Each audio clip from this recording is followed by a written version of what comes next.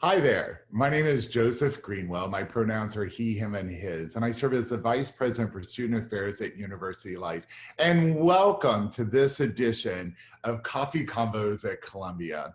I'm so excited for our guest today, everyone.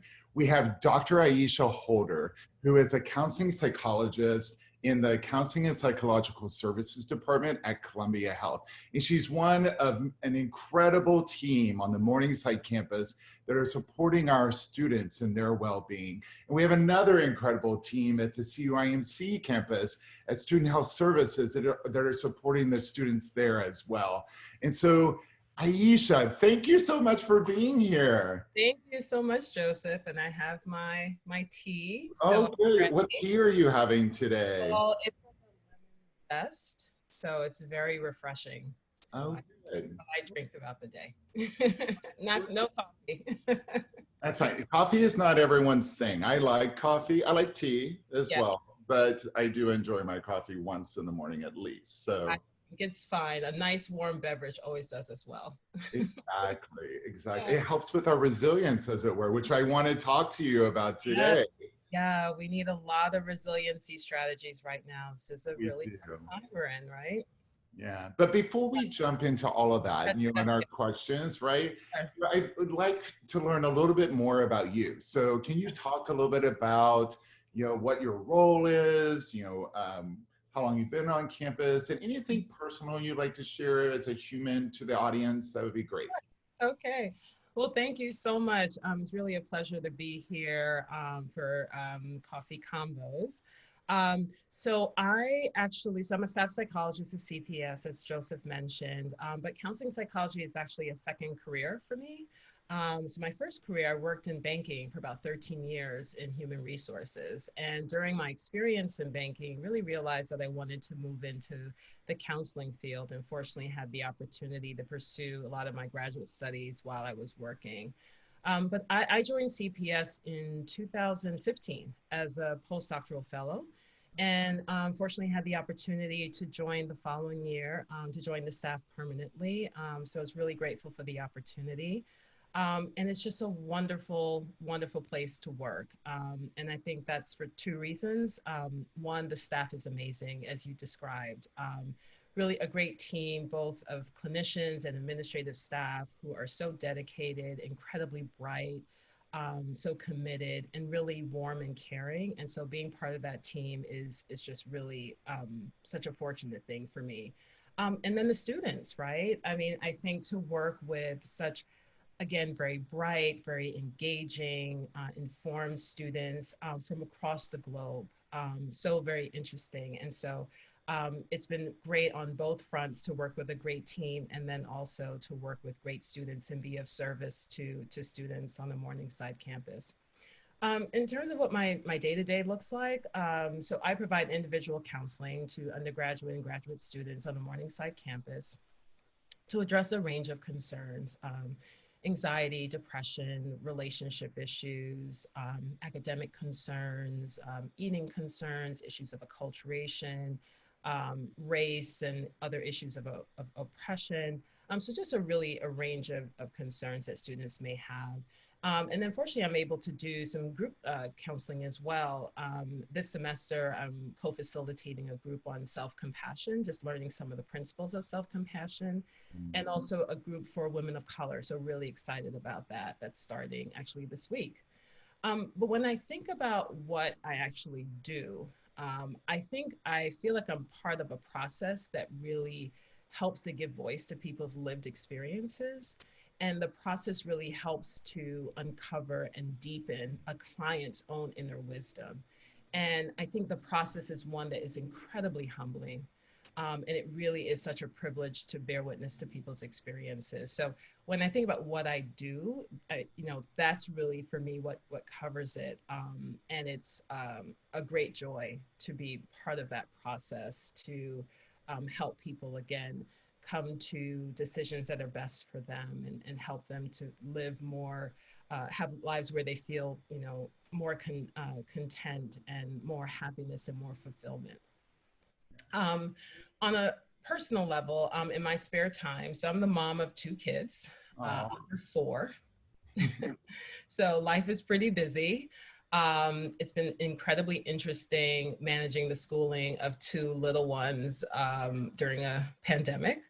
But we're still forging ahead and putting one foot in front of the other. It's interesting. A lot of the strategies I'm sharing with students about coping and resiliency are things that I practice because this is a tough time.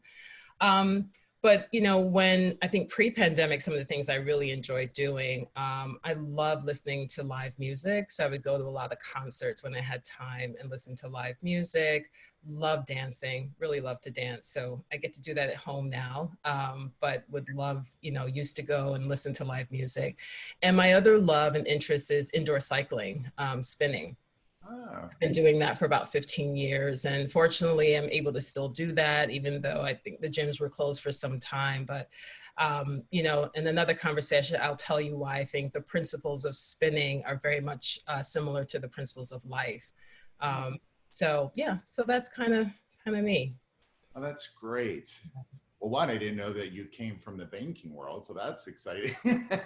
And Yeah. so we're glad that we have you. And so that was a big surprise. And we share interests in music and dance. And so I was a music major in college, and so music's really dear to me. And then dance is the physical expression, right, of music. So I miss that a lot. And yeah, I do quite a lot of shows on Broadway, and and get the discounted tickets. And yeah. that day will come again. I'm watching stuff on YouTube these days and watching the artists singing, and it's really great.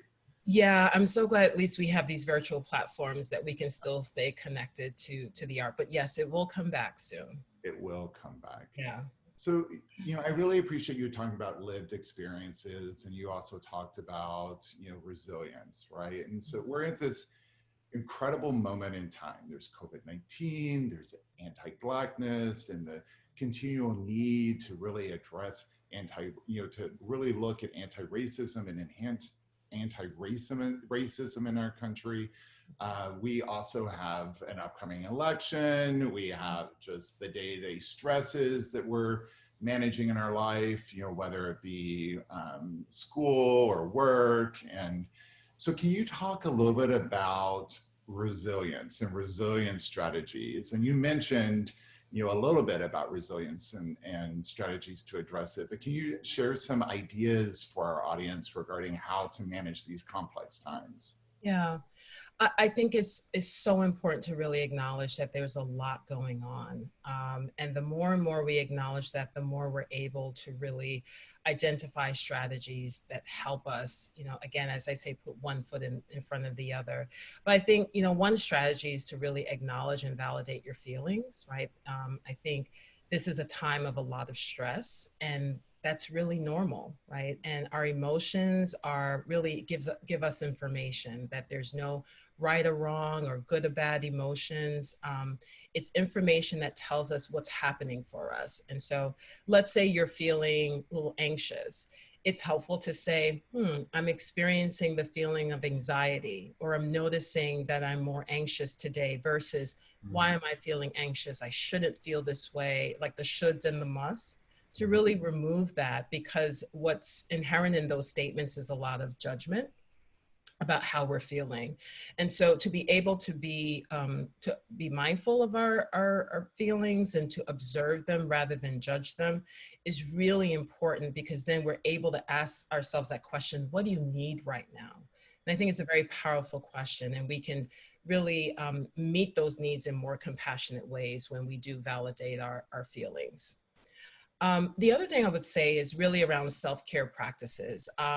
We really have to make sure that we're nourishing ourselves really well. And so when I think about nourishment, I think about the basics, eating regular meals and healthy meals, our sleep schedule, getting consistent sleep, making sure you're going to bed and waking up around the same time. Getting at least 8 hours of sleep is really what's optimal.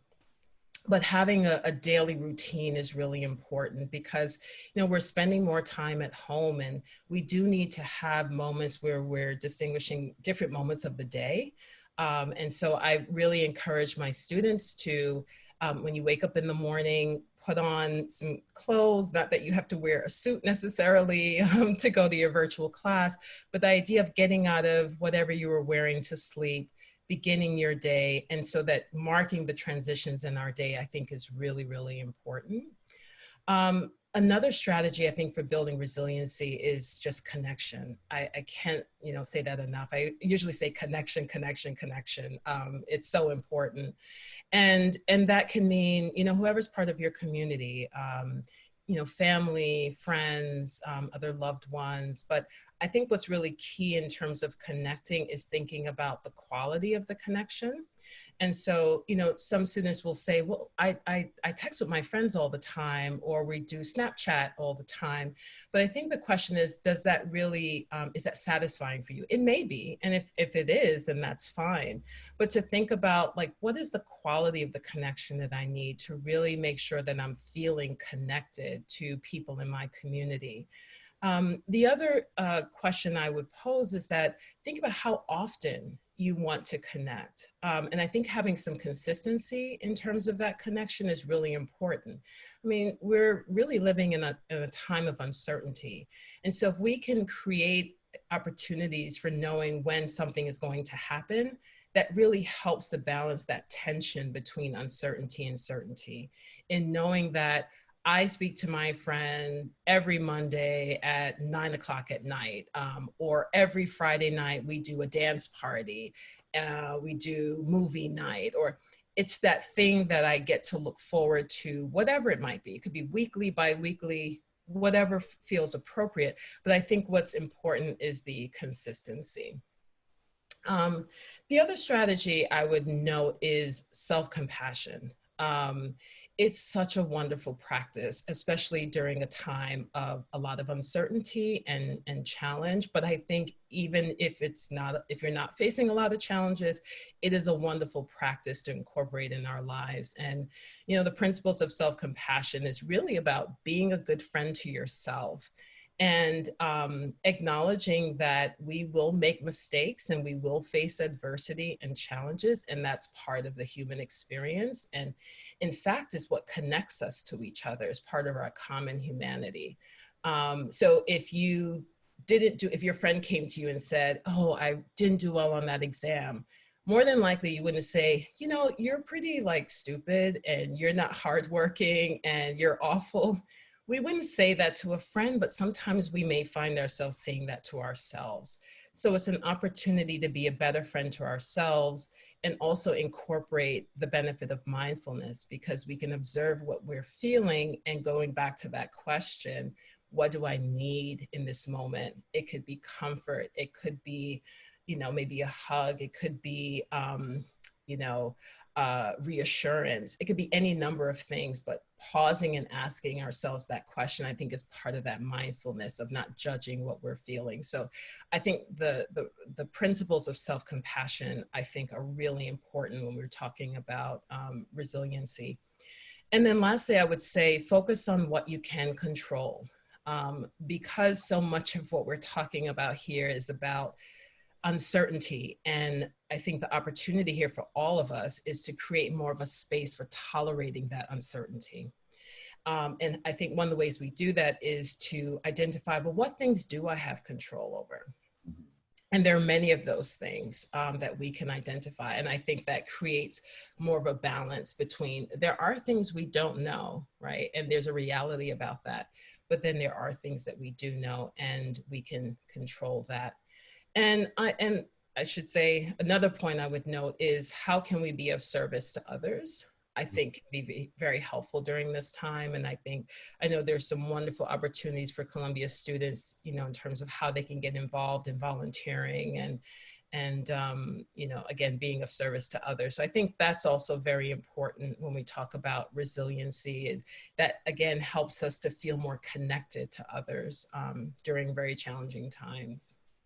Yeah, no, that thank you so much, Aisha. That so resonates, right? Even for me, right? So the day to day, I'm trying to eat healthy. I'm trying, to your point, get the sleep that I need if you can. I know sometimes students don't feel like they have that opportunity all the time, or if you're working really hard. I don't always have that opportunity Mhm. all the time. Mhm. But those connections. I talk to my sister at least 3 times a week, and really trying to make that. So that really resonates with me. It's really tough, right? Time becomes this weird anomaly now, and it's kind of all a Definitely. blur, and Yeah. everything kind of just goes and kind of meshes into the next phase of the day. And so Yeah. really, I like that. And I think the goal is to not necessarily, you don't have to be perfect around this. I'm not saying we beat ourselves up because we didn't get our 9 hours every night. Things happen, especially as we, get into midterms and ultimately finals. There are times in our lives when we're not going to necessarily get sort of optimal sleep.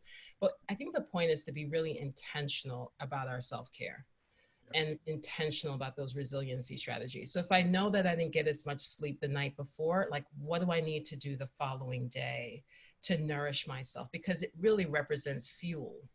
It's all fuel that allows us to put one foot in front of the other and be productive and really not just survive, but really think about how can we thrive in, during a time that is very uncertain. So I think it's about being intentional, moment to moment. What can I do to nurture myself and provide care and comfort? Great.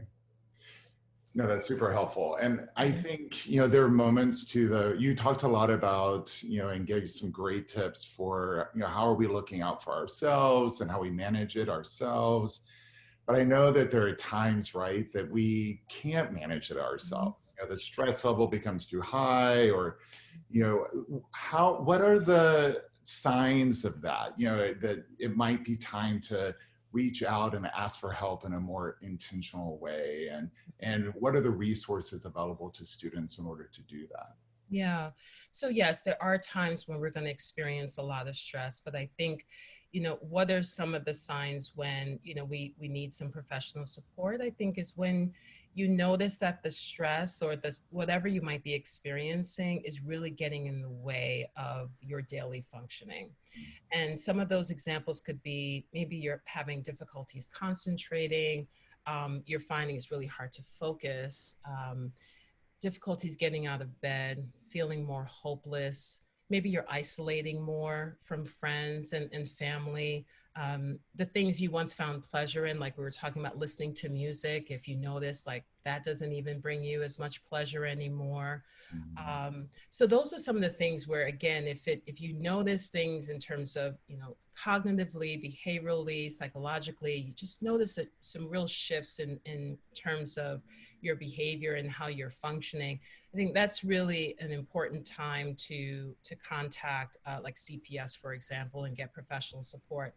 I do want to note that one doesn't have to be in crisis to engage CPS as well. And I think that's important to note that I do think that everyone can benefit from therapy. It's a very unique relationship and a space where you get to be whoever you need to be and talk about, there's no such thing as TMI in counseling. It's a very unique relationship and an opportunity to talk about a range of things. But again, I think if you notice some shifts in your behavior, it would be important to reach out Mhm. and to contact, a place like CPS. So we are a confidential resource, and we provide individual counseling with clinicians, again, to talk about a range of concerns that you might have. And when you meet with a clinician, we would talk about, what's going on for you at this moment, and then work with you in a collaborative way to figure out what might be some helpful next steps, because ultimately we want to connect students to the support that they need. And sometimes that may mean working with us on a short-term basis. Sometimes it may mean being referred to an outside provider. So we have providers that we have strong relationships with. So if students are interested in maybe in a particular specialty or more ongoing therapy, we help students with that. But ultimately, it's really about how to connect students to the support that they need.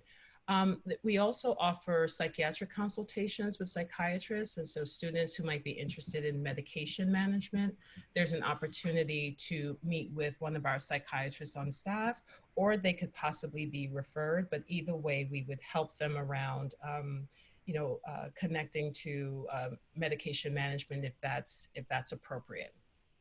Great. Yeah. Thank you so much.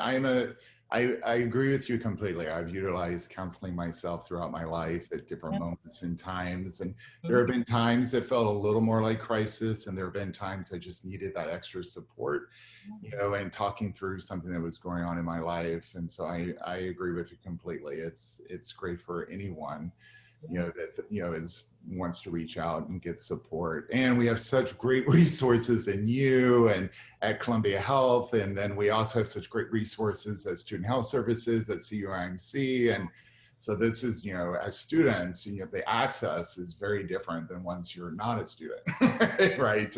Yes. To the resource. So this is really, even if you're curious about it, right, this is a great time to reach out and try counseling if you've never done it before and see what that can do for you. So Yeah. thank you so much for that. And my last question, I always like to end with a very broad question. So what else? What is the one thing, one thing that you'd like to share with students, at this moment in time that you think would be helpful?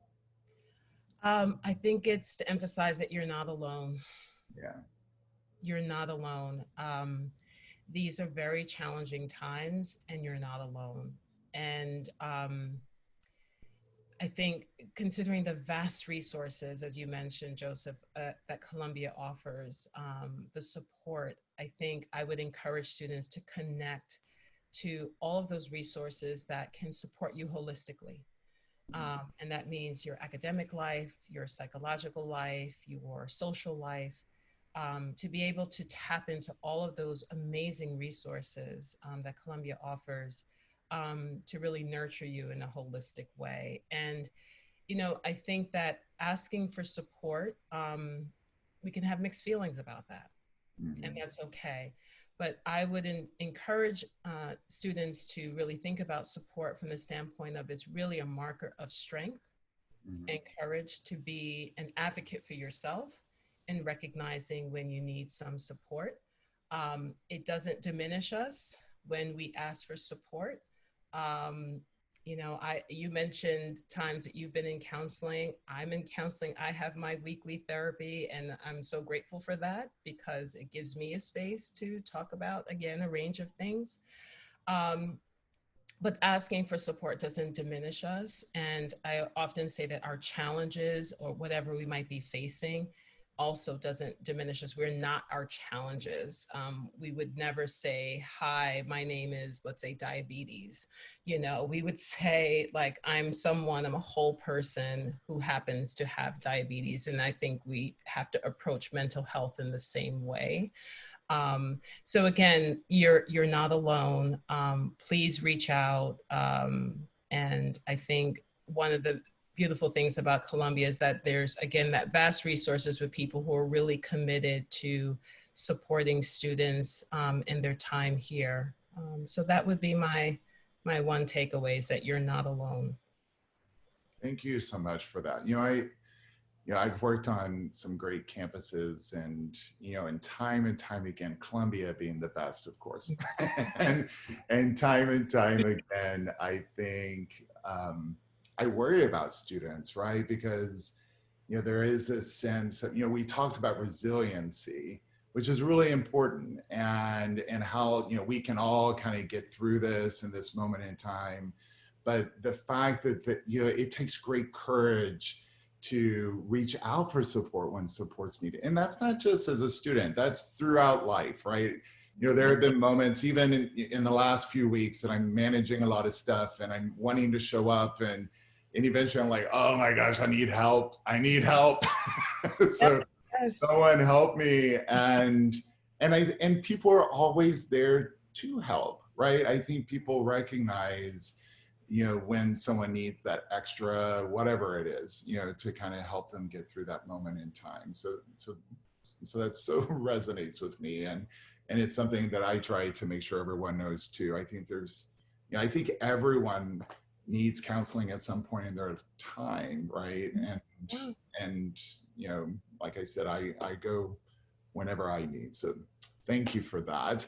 And thank you for being here. I know you're super busy and taking time out of your day, and I hope you have a great rest of your week. And to anyone and everyone watching, I hope you have a wonderful, great rest of your week as well. And these are just informal conversations with our community members at Columbia. And so if you have a topic or if there's a guest that you would like us to invite to these conversations, then please email us at universitylife@columbia.edu. And then we'll look at that and we'll see what we can do. But until then, please be well and stay well and reach out for support when needed. And we will see you soon. Take care. Bye-bye.